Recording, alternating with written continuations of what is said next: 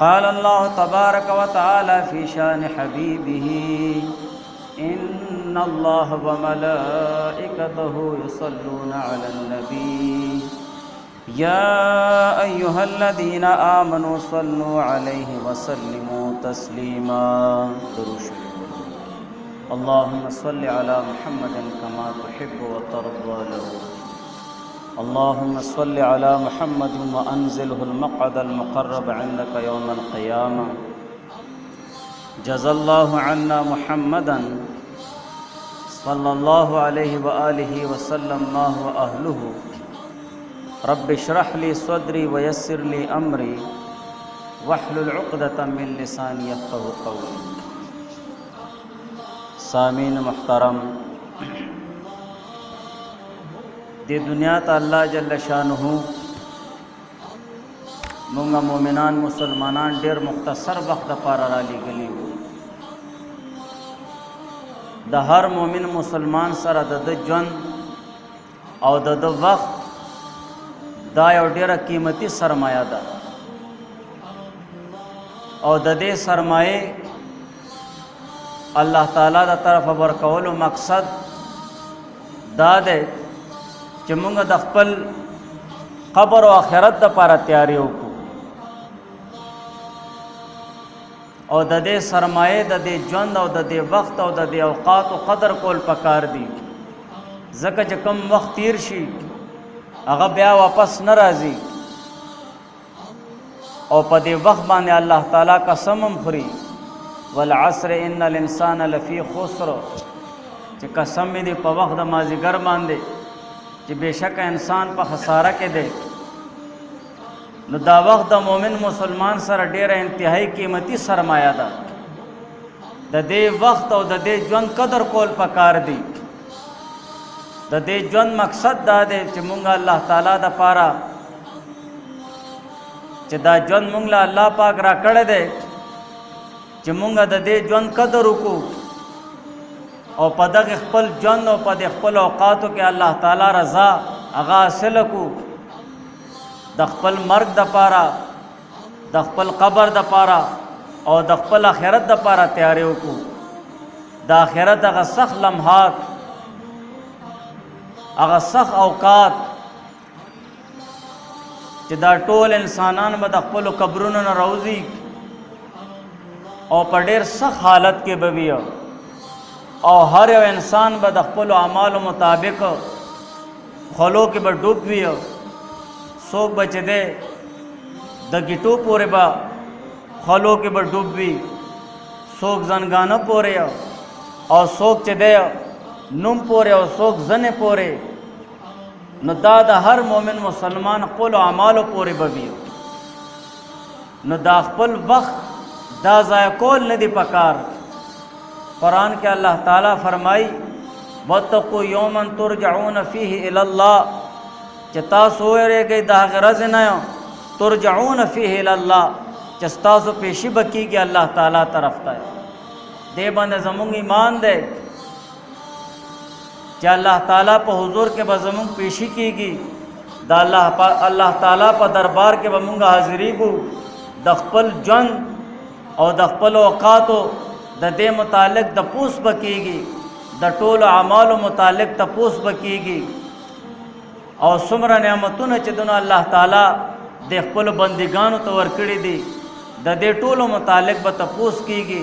सुम्मा लतुसअलुन्न यौमइज़िन अनिन नईम। अल्लाह ताला फरमाई ब्या बता सुना दे टोल नेमतुन मुतालिक तपूस बकीगी तरदी पूरी च द यखोबो मुतालिक बम तपूस कीगी च अल्लाह ताला यखोब दर कड़े वे ता दागे नेमत सुमर शुक्र अदा करो ताला अल्लाह ताला जन दर कड़ो ताला अल्लाह ताला औक़ात दर कड़ियो दा टोल नेमतुन अल्लाह ताला च दे बंदिगान न बदे मुतालिक तपूस बकीगी। नो अल्लाह ताला फरमाई वत्तक़ू यौमन तुरजऊन फ़ीही इलल्लाह ता सोयरे गई दा गरज न चिपा गरज के बाद अल्लाह ताला पर हुजूर की बपेशी कीगी अल्लाह ताला तरफ तब मुंगा वापस कीगू सुम्मा तुवफ़्फ़ा कुल्लु नफ्सिन और ब्या बचदन पूरा पूरा बदलावर कवले शियो हर यो इंसान था हर यो शख्स था هر یو کس ته به پوره بدله د هغه د اعمال ورکولی شي ما کسبت چې کوم عمل به هغه کړی وي که چېرې ښه اعمال یې کړي وي د هغې به هم پوره بدله ورکړی شي که چېرې بد اعمال یې کړي وي د هغې به هم پوره بدله ورکړی شي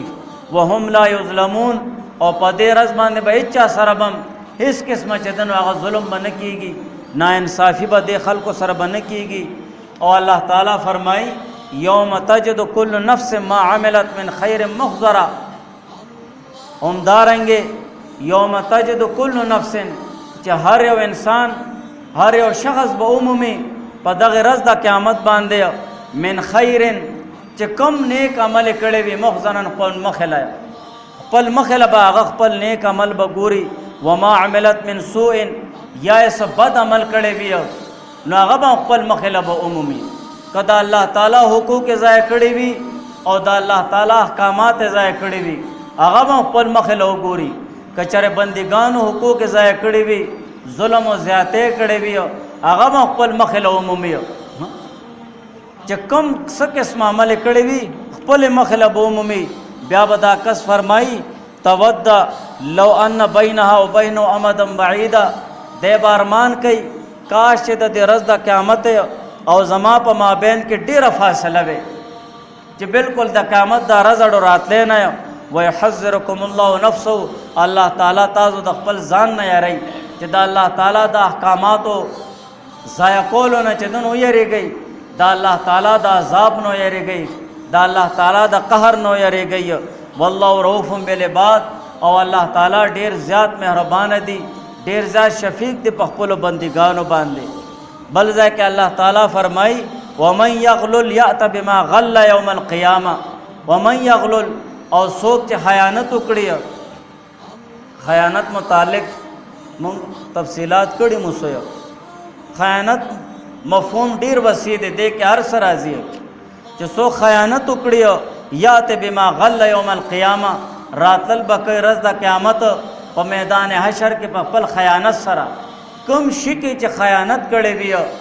هغه شي سره به چې دنو ورځ د قیامت په میدان حشر کې به حاضر شي ثم توفى كل نفس ما کسبت او بیا به پوره بدله ورکولی شي هر انسان ته هر کس ته کم عمل چې باغه کړی وي وهم لا یظلمون او الله تعالی فرمایي چې دوی باندې به هیڅ قسمه ظلم نشي کولی دوی سره به هیڅ قسمه ناانصافي به نشي کولی نو زما محترمو دا ډېر سخت حالات را روان دي ورځ د قیامت باندې زموږ ایمان دی او ورځ د قیامت چې دی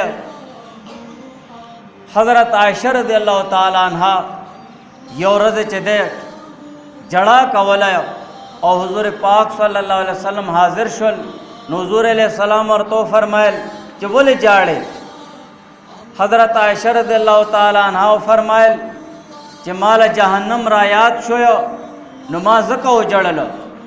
او بیا حضور علیہ السلام تو فرمایل چې یا رسول الله رز د قیامت به تاسو د خپل اهل عیال تپوس کوئ یعنی زمونږ تپوس به کوئ که نه نو حضور علیہ السلام فرمایل چې 3 وختونه داسې دي رز د قیامت 3 ځایونه داسې دي چې په هغه ورځ باندې به هېڅوک د هېچ چا تپوس نشي کولی هېڅوک به هم د چا تپوس نشي کولی هغې کې اول وخت دا دی چې کله د انسانانو اعمال تللی کېږي چې کله اعمالو تللو ترازو تله ولګولی شي او اعمال به تللی کېږي نیک او بد اعمال به تللی کېږي نو دې وخت کې به هېڅوک به هم د چا تپوس نشي کولی څوک به هم د چا تپوس نشي کولی تر دې پورې چې دا پته ونه لګي چې د کوم مؤمن مسلمان اعمال تللی کېږي کوم انسان اعمال تللی کېږي چې دا درانه کېږي نیک اعمال درانه کېږي او که سپکېږي او دویم نمبر کله چې عمل نامې تقسیمیږي په دې وخت کې به هم چې دی څوک د یو بل چې دنو تپوس به نشي کولی بلکې تر دې پورې پته ونه لګي چې د ده د عمل نامه په سم لاس کې دله ملاویږي او که د شا طرف نه په ګس لاس کې چې دنو عمل نامه دله ملاویږي او دریم وخت هغه دی چې کله دا پولیس رات په جهنم باندې ولګولی شي او په دې باندې به دا انسانان اوړي به نو دې وخت کې به هم چې دنو څوک د چا تپوس به نشي کولی تر دې پورې چې دا پته ونه لګي چې د پل صراط ته په خیر سره اوړي او کته جهنم کې غورځيږي. زما محترمو د قیامت د پاره تیارې کول پکار دی او ورځ د قیامت چې ده درې قسمه عدالتونه بلګي، درې قسمه پیشانې بکیږي د الله تعالی په دربار کې. درې قسمه چې دنو هغه عدالتونه بلګي. لومبه عدالت به هغه وي چې پاغه کې هیڅ قسمه معافي بنوي، هیڅ قسمه معافي بنوي او هغه عدالت به د الله تعالی سره در کفر او د شرک کولو متعلق بوي چې چا د الله تعالی سره شرک کړي وي، چا د الله تعالی سره کفر کړي وي، هغه د پاره هیڅ قسمه معافي بنوي. ان الله لا یغفر ان یشرک به ویغفر ما دون ذلک. الله تعالی سره چې څوک شرک کوي هغه به الله تعالی نه معاف کوي. ها ما سوا د دین چې کوم ګناهونه دي ويغفر ما دون ذلك هغه الله تعالی په فضل باندې موقوف دی. الله تعالی چاله معاف کوي، معاف به کی او چا سره چې الله تعالی حساب کتاب کوي، حساب کتاب کوي. نړمبه عدالت او لومبي پیشي چې دی الله تعالی په دربار کې هغه به د دې کفر او د شرک متعلق بوي. کچا د الله تعالی سره کفر او شرک کړي وي هغه به ورته الله تعالی نه معاف کوي. او دویم نمبر پیشي چې دی هغه د عام حقوق العباد متعلق بوي، د عام انسانانو حقوق متعلق بوي. او پدی پیشي او پدی عدالت کې بچدر الله تعالی انصاف وکړي. ځکه حقدار به د خپل حق مطالبه وکوي چې الله د انسان په ذمہ باندې زما حق ته یا د مؤمن مسلمان زما حق ضایع کړی دی. نو دا ټول حقوق متعلق چې دی هغه به پوښتنه وکړي. یو حدیث کې راځي حضور پاک صلی الله علیه وسلم فرمایي کچر د یو مسلمان رور بل مسلمان رور باندې څه حق وي، د عزت متعلق څه حق وي یا نور څه داسې د مال متعلق حق وي، نو په دې دنیا کې د یو بل نه چې دنو معافي وکړي، په دې دنیا کې چې دنو د هغې حقوق چې دنو ازاله وکړي، هغه حقوق د یو بل ادا کوي. مخکې د دې نه هغې ورځ د قیامت د راتلو نه ځکه چې ورځ د قیامت باندې به نه درهم وي او نه به دنانیر وي، اس قسمه پیسه به نه وي، نه به روپۍ وي او نه به ډالر وي. ورځ د قیامت به حساب و کتاب کېږي، په اعمالو سره به کېږي، په اعمالو باندې به حساب و کتاب کېږي. حضور پاک صلی الله علیه وسلم صحابو ته فرمایل چې تاسو له پته ده چې مفلس چاله ویل کېږي، مفلس او غریب لاچار انسان چاله ویل کېږي.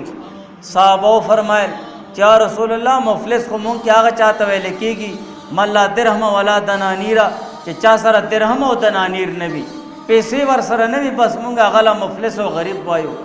حضور علیه السلام فرمایل داسې نه ده، بلکې زما د امت مفلس او غریب سړی به هغه وي چې ورځ د قیامت به یو انسان ډېر زیات منځونه، ډېر زیات روجي او زکاتونه، ډېر غټ غټ اعمال به راوړي، لیکن چا سره به ظلم او زیاتی به کړی وي، د چا په عزت او ابرو باندې به چې دنو جبه ککړه کړې وي، او دغه شانتې چاله به چې دنو وال ټکول کړی وي، چاله به کنزل کړی وي، چا سره به نور ظلم او زیاتی کړی وي. نو آل طرف د قیامت د اعمالو حساب و کتاب به وي. د دې ظالمانو او کم انسان چې بچدنو بل مسلمان رور آبروریزي کړي وي، یا به ورته کنزل کړي یا به والي وي، د دې انسانانو نیک اعمال به واغشتلی شي او مظلوم له به ورکړی شي. د دا حالت دی که چېرې د دې ظالم هغه نیک اعمال کم پاتې شي او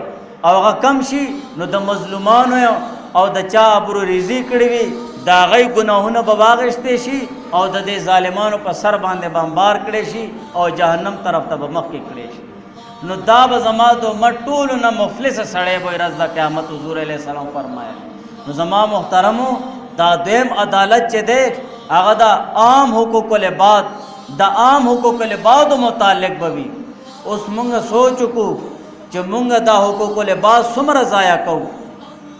څومره ضایع کوو. د یو مسلمان په بل مسلمان باندې څومره حقوق دي، د ګاونډي حق ته هغه مونږ ضایع کوو، د رشتهدارۍ حق ته هغه مونږ ضایع کوو. همدارنګې مونږ مسلمانان روڼه خپله کې کینو، خپل مجلس چې دی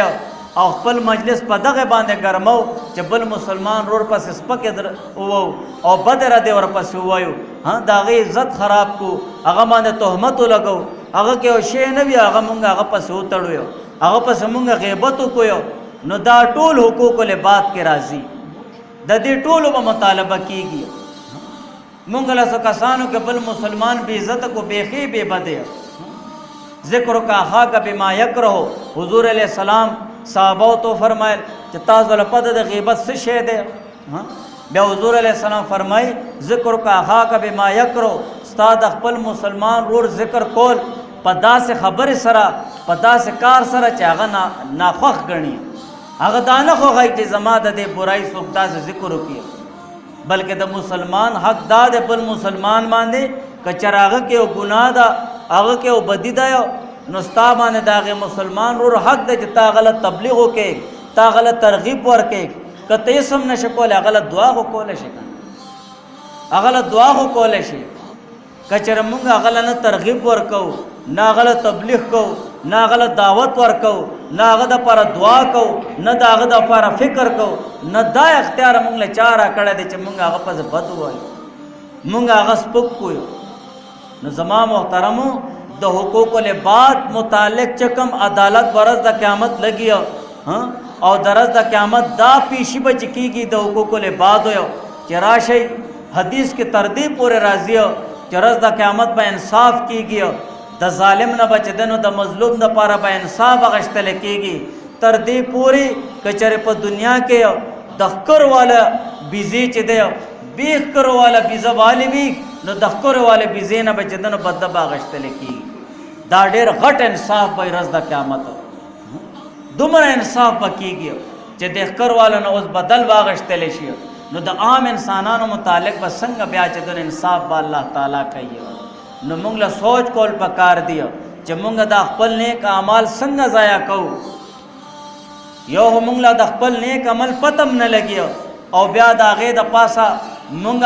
هغه غلط کارونه هغه برایانه او داسې حقوق ضایع کوو چې په هغه سره زموږ نیک اعمال ضایع شي په دنیا کې هم ضایع شي او ورځ قیامت خو به هم دغه شانته حال زما محترمو موږ له خپل فکر کول پکار دی کچره موږ موزو دس کو موږ نیک اعمال کو موږ د الله تعالی قران لولو نو موږ له درز د قیامت نه دی رول پکار چرز د قیامت شته مال د خپل روح ور کول دی ما باندې بسنګ عالم وی زما د نیک اعمال به ما باندې بسنګ اثر وی او ما چې دا دومره بد اعمال کړی دي ما باندې بد دې څنګه اثر وی ما به قبر کې کی دي ما سره به سهال کیږي ځکه زمونږ په دې باندې ایمان ته کنه زما محترم په دې باندې زمونږ ایمان دی چې زما سره به قبر کې به سم عمل کیږي ما خو چې د خپل مسلمان ور سره دا زیاته کړي دي هغه سره مې دروغ ویلې دي دا حق مې ضایع کړي دي دغه شانته بل رور حق مې ضایع کړي دي یا بل مسلمان رور پسې ما بد ویلې دي مونږ د بل مسلمان نه څه خبر یو چې مونږ هغه پسې داسې خبر یو کو چې مونږ هغه کې پکړ وي یا د هغه عزت او ابرو لر چې د نقصان رسی نو مونږ له د دې فکر کول پکار دي زما محترمو چې مونږ ځان سره کینو چې زما د نیک عمل به ما څومره بچ گئی دا الله تعالی د قهر او د عذاب نه نو زما محترمو اوس مونږ سره ژوند دی اوس مونږ له الله تعالی وخرا کړی دی چې مونږ څومره د بل مسلمان رور حق ضایع کړی وي دا غنه مونږ معافي وغواړو یو په دې دنیا کې مونږ د دنیادارۍ لپاره څومره معافیانې غواړو او د الله د رضا لپاره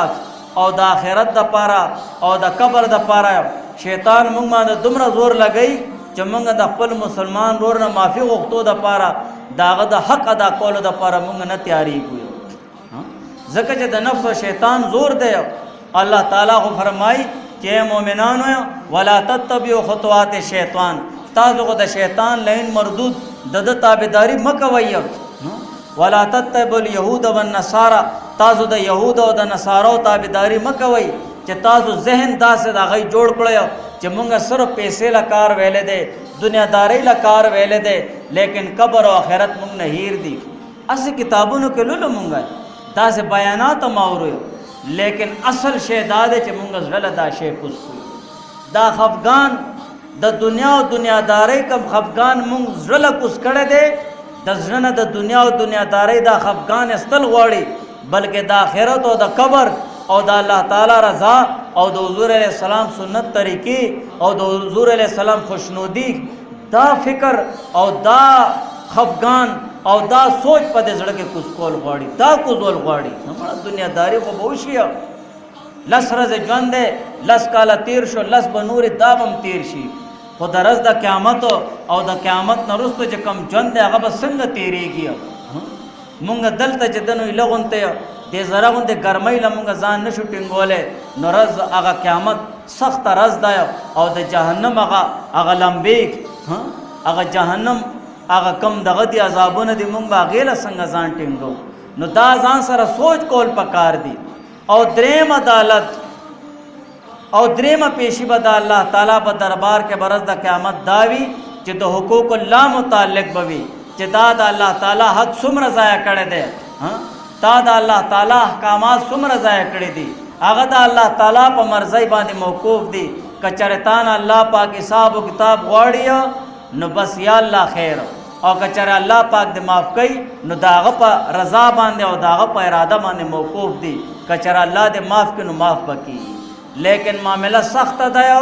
نو په دې دو عدالتونو کې ډیره سخته ده یو د کفر او د شرک ده یو همون خپل الفاظ زب داسې معاشره کې مونږ ګورو زمونږ وروڼه داسې وروڼو خویندې وي هغوی د ژبې نه داسې الفاظ وباسي چې الله دې معافي وکړي په کتابونو کې فقهاو هغې له کفر ویلی وي فقهاو هغې ته شرک ویلی وي نو مونږ ورته ویلم نو ظالمه کفر کې مه کوایه داسې خبرې مه کوایه غیر خبرې مه کوایه داسې خبره کوه چې الله تعالی رضا وي پکې د حضور علیه السلام رضا وي پکې ځکه فرشتې خو ستا هره خبره لیکي تو که اوف وکړې نو هغه هم فرشتې ولیکي ته که ښه وکړې نو هغه هم فرشتې ولیکي که ته چېرې بد وکړې نو هغه هم فرشتې ولیکي نو خپل عملنامه سله داسې خبرو باندې درنه یم بلکې خپله خبره امسک لسانکه دا خپله ژبه چې ده نو کنټرول کې ساتل پکار دي جرم صغیر و جرم کبیر دا ژبه خو دوره غوندې ټوکړه ده لیکن جرمونه ډېر زیات غټ وي نو لومبی عدالت د کفر او د شرک دی او دویم عدالت چې دی هغه د حقوق العباد دی او دریم عدالت چې دی نو هغه د حقوق الله دی نو زما محترمو مونږ له الله پاک وخت را کړی دی ژوند را کړی دی مونږ دا خپل ژوند او خپل وخت قیمتي کویو او د نورو مسلمانانو او د حقوق العباد هغه حق ادا کولو مونږ چې دنو دغه فکر وکړو او که چېرې د چا زموږ په ذمه باندې څه حق وي د ظلم او د زیاتي او د غیبت او د ابروریزۍ نو مونږ ترې معافي وغواړو که چېرې مونږ د الله د رضا او د آخرت دپاره په لسو کسانو که هغه نه معافي وغواړو هغه مونږ له لس خبرې مه اورې نو هېڅ خبره نه ده الله پاک به نور مونږ له اجر راکوي لیکن د خپل مجلس حفاظت کول پکار دي که چېرې مسلمان ور پوهېږي چې په دې مجلس کې زما د ژبې حفاظت نه کېږي او مونږ به بسو کې به اخته شو نو پاسه ته نه کنه څه پابندي خو نه ده بس یاره زه اوزګار نه یم بس چاله فون وکړه ضروري کار نور څه پکې کار وکړه لیکن د داسې مجلس نه ځان بچ کول پکار دي دعا وکړئ